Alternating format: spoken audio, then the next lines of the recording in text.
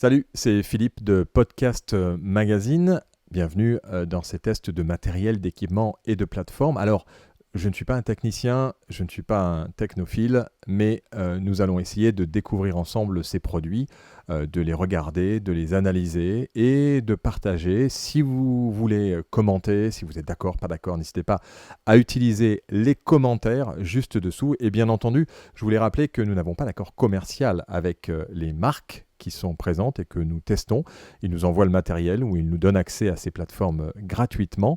Si un jour nous avons des accords commerciaux, nous serons les premiers à vous le dire et à vous l'indiquer clairement. Abonnez-vous à Podcast Magazine, podcastmagazine.fr en version papier ou en version digitale. À bientôt.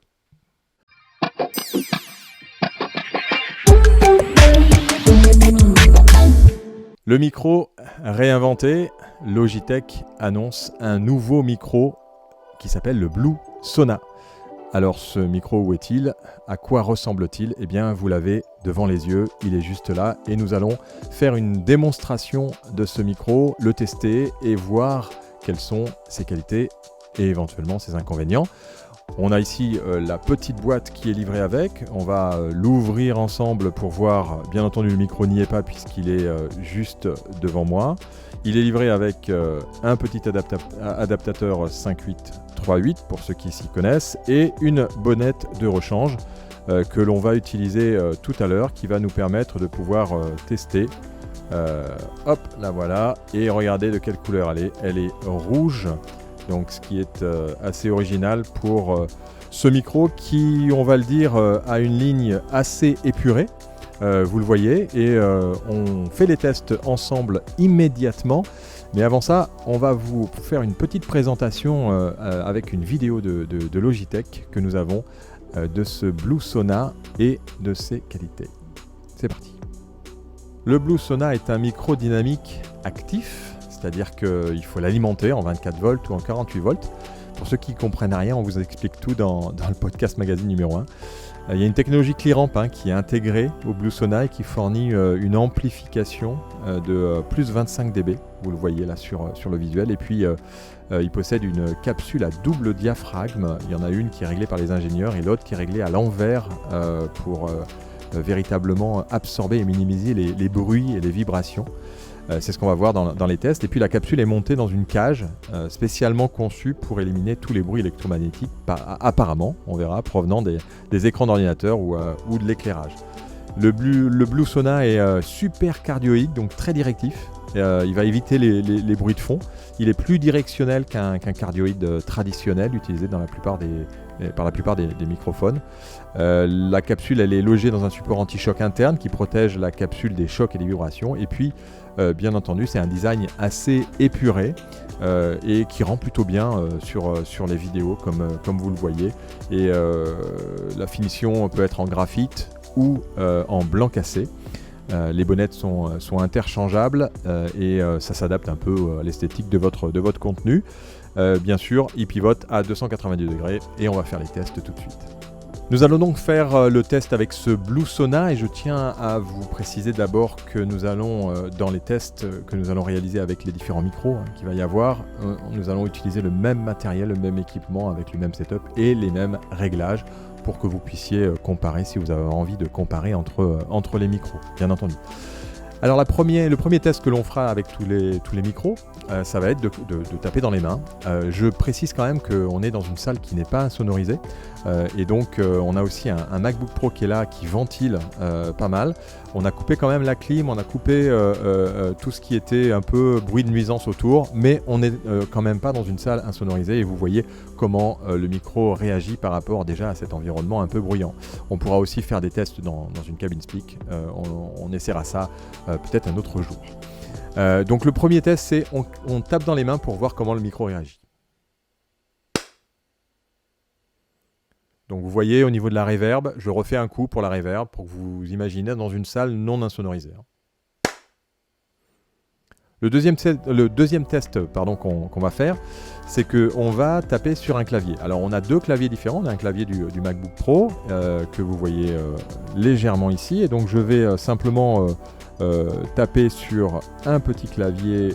Alors je vais ouvrir simplement un document pour ne pas faire de bêtises. Et là, je tape en parlant pour que vous puissiez vous rendre compte de ce que ça fait quand on tape et que l'on parle en même temps. Et puis je vais essayer de faire la même chose, mais avec un autre clavier, qui est un clavier, vous savez, avec les grosses touches.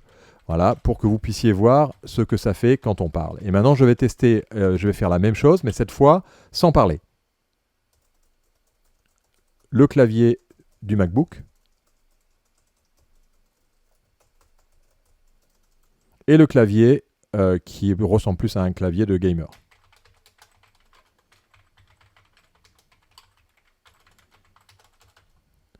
Voilà pour la deuxième partie de ce test. Et la troisième, c'est que nous allons essayer de voir comment il réagit aux plosives. Alors les plosives, je ne sais pas si ça vous parle, mais si ça ne vous parle pas, c'est les P en fait dans une phrase.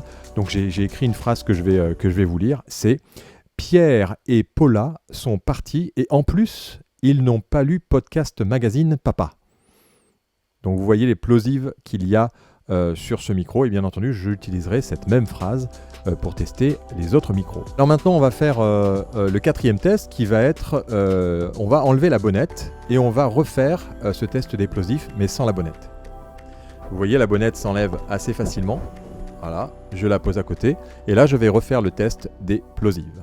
Pierre et Paula sont partis et en plus ils n'ont pas lu Podcast Magazine Papa. Donc vous voyez que là, à mon avis, on entend un tout petit peu plus les P, mais il me semble qu'il réagit pas mal du tout. On va remettre la bonnette, voilà. Vous voyez, c'est assez simple pour remettre la bonnette. Le cinquième test que l'on va faire, c'est que le micro est accroché à un bras, et ce bras, bien sûr, est accroché lui aussi à la table. Et donc je vais simplement taper sur la table pour voir comment est-ce que le micro prend justement ces petits mouvements et ces petites vibrations qu'il va y avoir quand je tape un peu sur la table. C'est parti.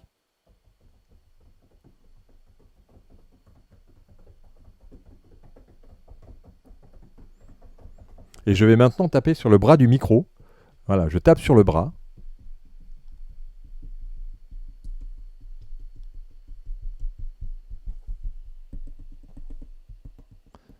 Je tape carrément sur le micro, sur l'arrière du micro.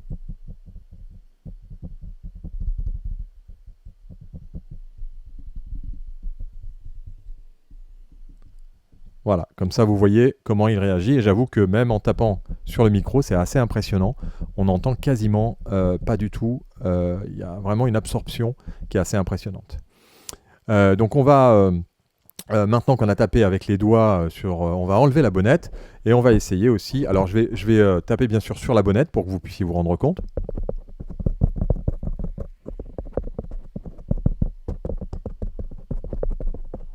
Même là, c'est assez impressionnant en fait. On entend très peu. Il y a une absorption assez impressionnante. Et ensuite, j'enlève la bonnette et je vais taper sur la grille.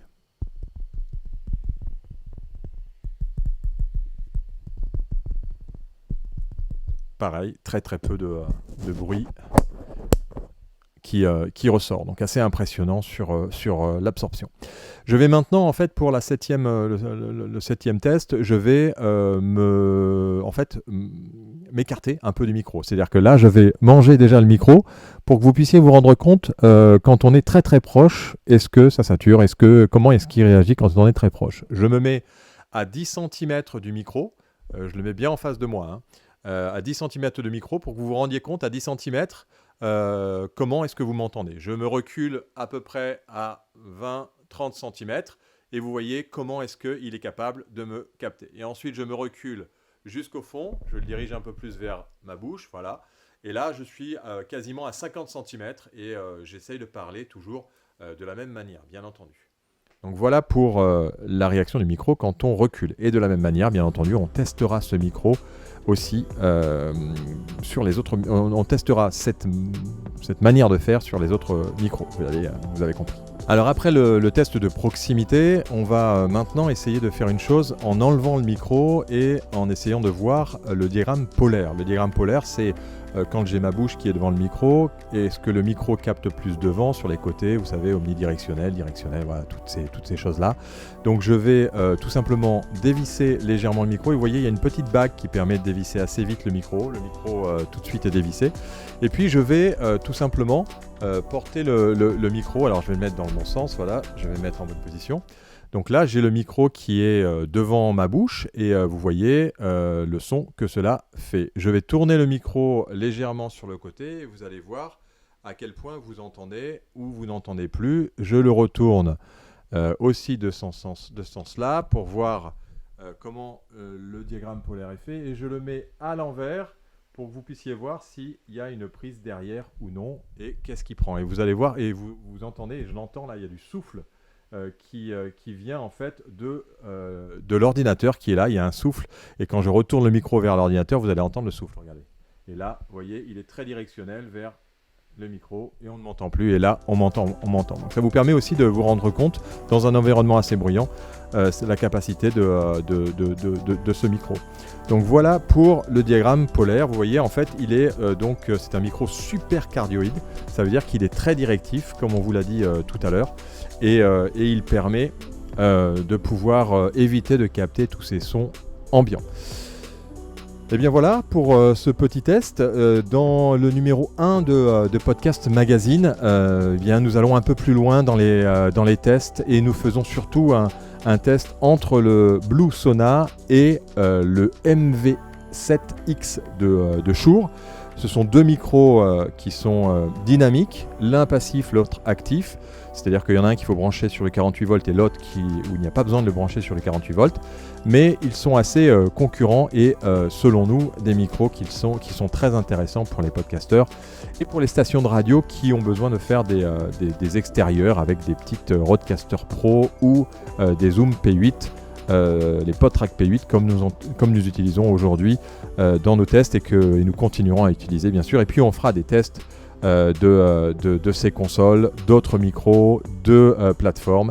Restez avec nous, n'oubliez pas de commenter, de liker aussi bien entendu la vidéo. Alors vous la likez, vous cliquez sur abonner, s'abonner bien entendu, et puis vous avez une petite horloge sur laquelle il faut cliquer si vous voulez être alerté et avoir les notifications des autres vidéos qui vont venir dans le futur. Là, on voulait véritablement faire cette vidéo très vite puisque le Blue Sona vient de sortir.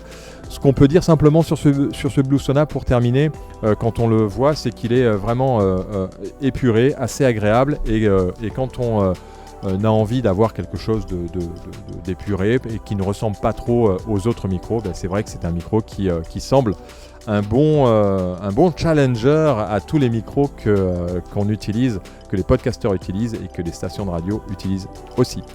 Merci, à très bientôt. Hello.